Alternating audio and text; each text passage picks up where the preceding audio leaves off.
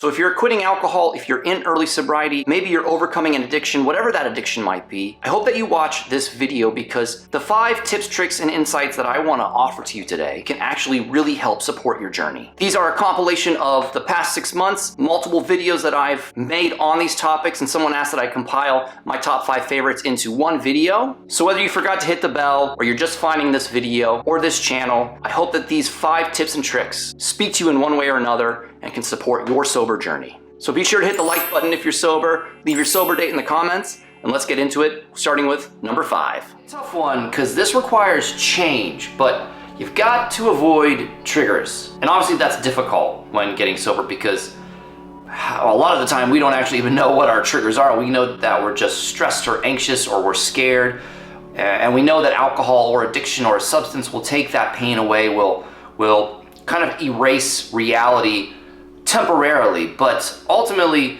we've got to change our habits a bit, we've got to change our settings a bit. This means we might need to limit who we hang out with, unfortunately. We might have to try to avoid conflict, things that pretty much will set us off. And the hardest part is that life doesn't stop just because we get sober. Triggers just don't go away and we stop dealing with it with alcohol. Limit the stressors in your life that have set off kind of a binge or using alcohol or substance to numb out in the past. All right, let me know what you thought about that tip. Now let's get into the next one, number 4. But when it comes to getting sober and dealing with stress and anxiety, the reality is you just have to deal with it. Life is never gonna go away. No matter how much we drink, no matter how much we use, life keeps going. The stressful moments, the anxious moments, the things that cause us to be afraid or sad, triggering up the trauma and the pain of the past that we already talked about, those things are never going to stop happening. You have to deal with the feelings and emotions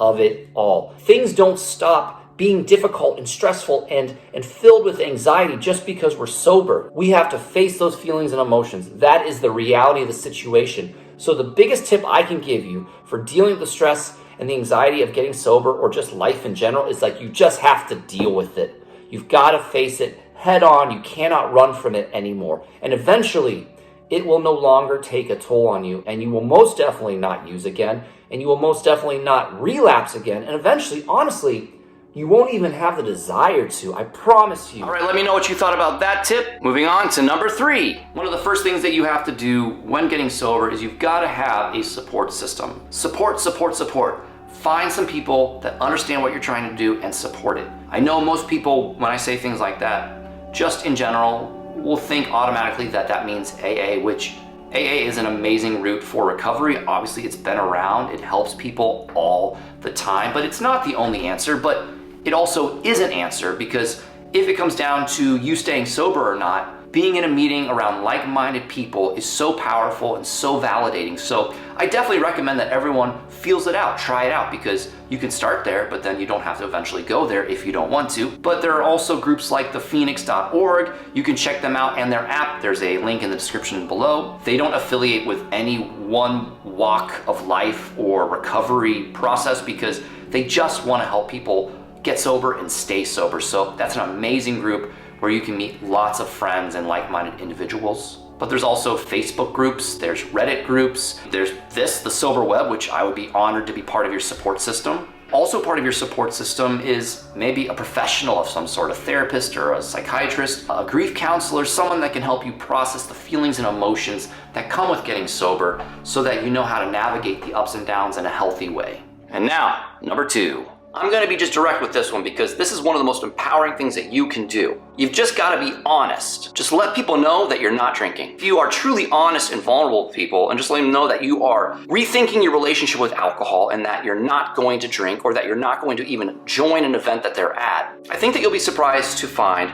that people will actually really respect that. And that honesty and that vulnerability can sometimes bring out support that you never thought possible from people. And as you are honest and vulnerable, you will begin to build a network of allies around yourself that support what you are doing, even if at first you feel like no one understands and maybe you feel utterly alone. So be honest, my friends. Be honest about your journey. Be honest about quitting alcohol. It's really empowering if you do that, and there's absolutely no guilt or shame in the fact that you are rethinking your relationship with alcohol. It's a powerful thing. Finally, tip number 1 from the first half of 2023 when it comes to early sobriety, whether you're quitting alcohol overcoming addiction, whatever it is, this is the one that I think people need to hear the most, so enjoy.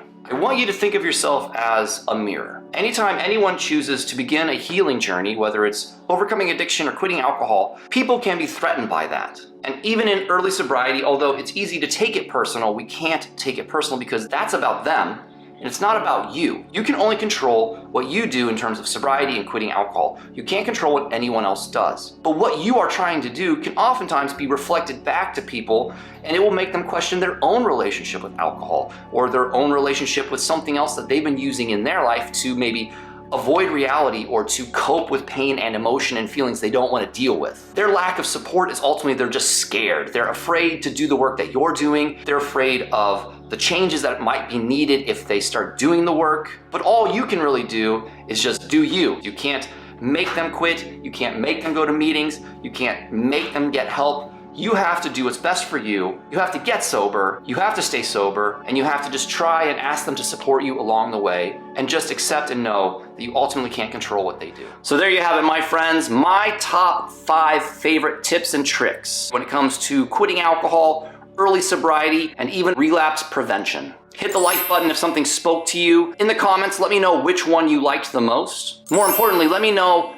which one you maybe want me to talk further about, or just let me know ideas and topics that you want me to make videos about. And ultimately, if this video really spoke to you, if you found it valuable, I really just would appreciate it if you would share it with someone that needs to hear it, because the only way that this video gets out is if people like and share it. So thanks so much for your support. And of course, if you haven't joined the Sober Web yet, I would really appreciate it if you considered subscribing. And until I see you again, much love, much life. Thanks for checking out this video. Thank you for your time. I'm Clark with the Sober Web, and I'll talk to you really soon.